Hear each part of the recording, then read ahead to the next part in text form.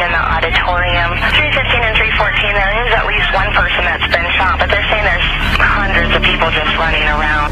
The next terrorist attack, the next critical incident. There's been a shooting at a school in Newtown. This is the Sandy Hook Elementary School. Just after 9:30 this morning, Newtown police received a 911 call. At Sandy Hook School, caller is indicating she thinks there's someone shooting in the building. The next natural disaster. This fire about 8 miles away, but it's unpredictable, dangerous, and as we know, deadly. Hurricane Katrina roared toward the Gulf Coast. This deteriorating situation in the city of New Orleans. It's not a matter of if, it's a matter of when and where. Mother's Day 2008. The city of Palm Bay, Florida is suffering from the most devastating outbreak of wildfires in its history. And we must be prepared to handle that situation no matter where it is and when it comes. Go to the Coach Street! Shots fired, he's down! 911. There's a man with a gun shooting at Friendly Park. Did he shoot at anybody? They're shooting at kids. They're shooting at kids? 911, they need police fire. Oh my God, I need an ambulance quickly. For those of us in the public safety field, we know that how we train is how we respond in real life.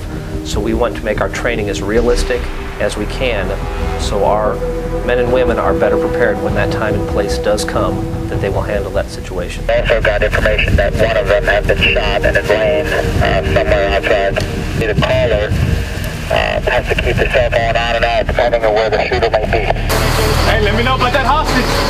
Hostage, right here, hostage. What we have out on the west end of Palm Bay is a 40-acre training facility. Originally set up as a police gun range, but now it has evolved into a complete training facility, not only for police, but for fire, medical, and anybody else, to include the military, that can just come out and handle situations and train for those situations. The facility encompasses both shooting ranges, classrooms, Wi-Fi access.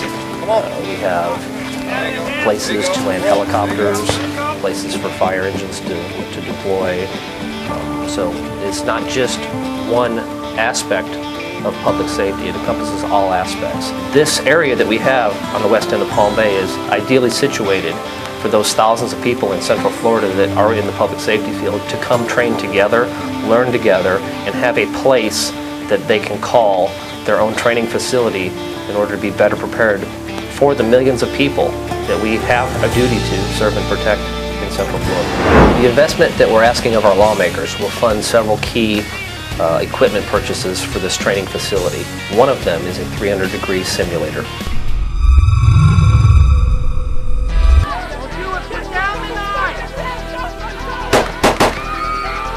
Public safety professionals have to train for the most difficult real-world situations, such as ambushes, active shooters, and maintaining situational awareness during extreme stress situations. Our officers' presence, their verbal skills, and their less lethal and lethal and deadly force options can all be tested in this 300-degree simulator.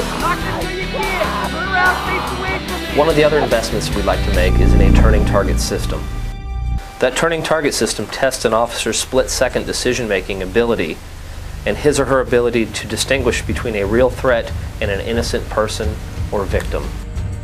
Another mission-critical tool is a moving target system.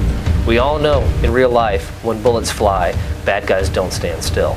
These moving targets allow realistic training for our first responders.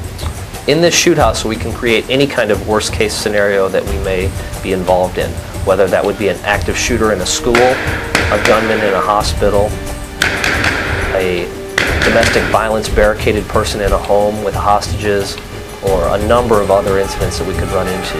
This shoot house allows us to prepare our first responders to handle those situations.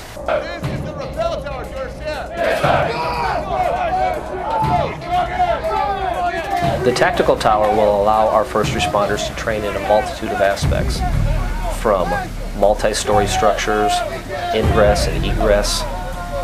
Both police and fire rescue professionals can use this structure. It can simulate having to take a patient out of a third-floor window because there's a fire below them. It can simulate our law enforcement officers having to go into a second-story building where the first floor is blocked. It allows not only those type of situations, but it brings a team building and confidence set up in handling heights at 60 feet and other aspects that we don't get to train at too often because we don't have those facilities here. And finally, we're looking for a burn building. What this burn building will do is allow our public safety professionals to train in situations where we have active fires to structures. It provides both police and firefighters with realistic opportunities to acclimate to fire or other hazardous environments that may also require rescue of trapped victims. We've seen this before in Columbine, where they set up propane tanks to explode. Thankfully, they did not, but it's just another situation where not just fire have to go into a burning building nowadays. With any kind of IED or other explosive device that bad guys are using, unfortunately, today, we need to be prepared in all of public safety to be able to handle those situations. With the latest advancements in technology, training tools have become more valuable and have the ability to make a dynamic improvement in the overall performance of the first responder.